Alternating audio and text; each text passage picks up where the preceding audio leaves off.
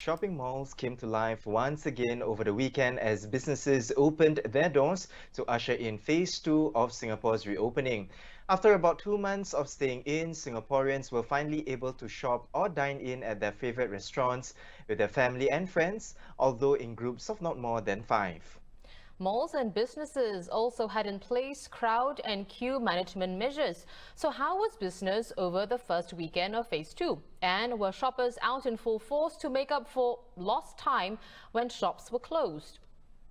We're joined by Executive Director of Singapore Retailers Association, Rose Tong, to discuss this further. Rose, how was the crowd over the weekend? What sort of feedback have you got from your members about how they did over the 3 days? Well, retailers were very happy and anxious to reopen, and they were very happy to see retail alive again after 2.5 months of closure, people shopping and people dining. However, it wasn't quite revenge shopping at to the level that we expect, that the retailers had expected. I think this is largely due to the muted promotions in compliance with government regulations.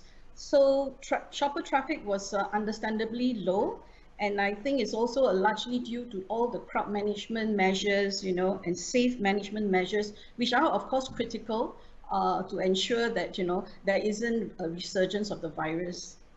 Right. Well, on that note, Because of the, yeah, did and I go ahead. yeah, because of the low traffic, it also resulted in less opportunities for sales conversion. So sales wasn't, at that level.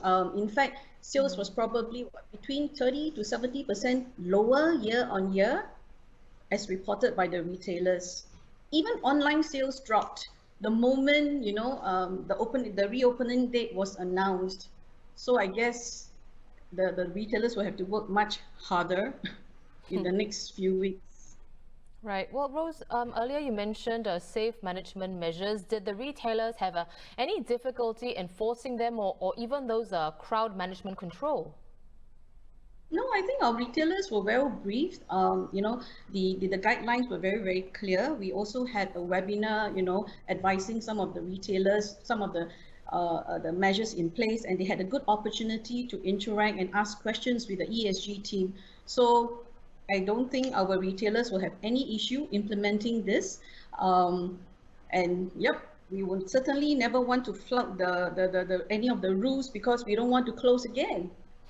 Now, Rose, on that note, over the weekend, a restaurant at Holland Village was ordered to shut, and the other restaurants in the area were also not allowed to have sitting space outside of their premises. This was due to large crowds gathered at the area, disregarding safe distancing measures. Do retailers face similar concerns of being shut as well? Well, I really don't think so, or at least we also hope not, because our retailers have been very compliant, very observant, and adhere to the rules, strictly.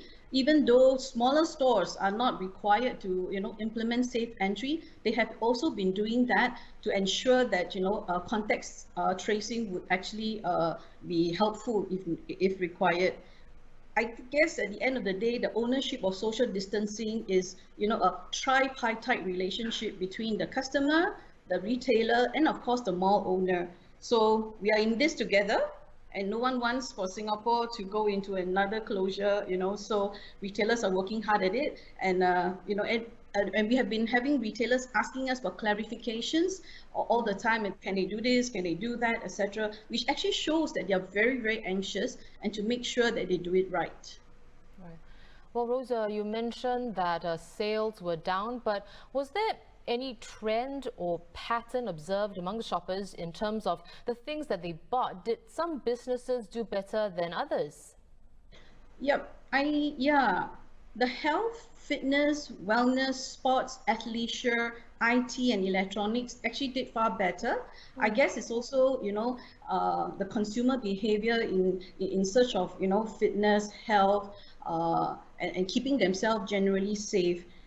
For fashion accessories, this didn't do as well, and I reckon that because now that the stores they had been able to shop online, and they may have already bought their fair share, and so when they actually go down right now, expecting sales, but then maybe not so much, and that could have actually helped their spending a bit. But I guess at this point in time, it's still early days yet. Retailers will need to be creative to look at how they can actually, pivot their business such that they can actually advertise better on social media, leveraging on social media, video, live streaming, etc., to put the brands across and to actually showcase their brands and offerings to, get the shoppers out there to their stores. Right. Rose, let's talk a bit about online sales because you touched on that previously as well. Many retailers, they've turned to set up online shops during the shutdown. Now that the stores are reopened, can retailer expect a drop in online sales? And how can they better manage both sides of their businesses? Do you have any figures on that front? Yeah, actually, the day that the announcement was made that, phase two retail will open on the 19th, some retailers have reported, a nosedive in online retail from as high as between 30 to even 80%. I guess this is also because, it is within the culture of Singaporeans to want to go down to the malls, to touch and feel in the products. And well, essentially, Singapore is really, really quite small. We've got a great, transport infrastructure. We've got, satellite towns, suburban shopping, right almost at your doorstep.